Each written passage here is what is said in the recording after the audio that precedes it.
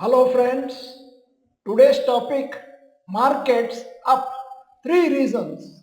I am Dr. Bharath Chandra. Purpose of the video is financial education of society. Good rally for our stock markets. Nifty went up to a new lifetime high of 23,110 today.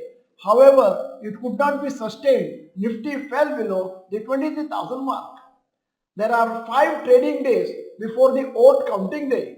The volatility index, India VIX, went up till 26 and then fell to 23. For the last few days, Nifty has been on a general uptrend.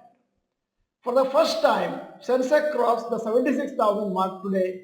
There seems to be a lot of optimism among investors with respect to the election results. However, the India VIX has been rising too. This indicates that the volatility is still high and markets can move in either direction. This is what happened today.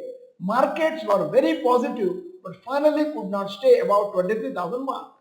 Some reasons for the up move in our markets. 1. Political analysts expecting no surprise in election results. As per the expectation, NDA may retain power, hence there won't be any surprise for the market. So even if most investors are expecting markets to rally after election results, it may and may not be as straightforward since the margin of victory will determine the market direction next week. Second reason, DIIs continue investing in spite of selling by FIIs. FIIs have sold stocks worth around 23,000 crores in the month of May so far.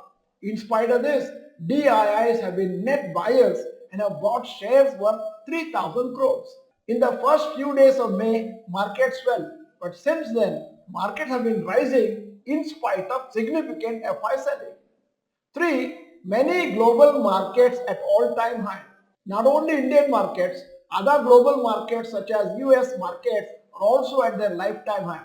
So the overall trend is itself positive, hence Indian markets are rallying well.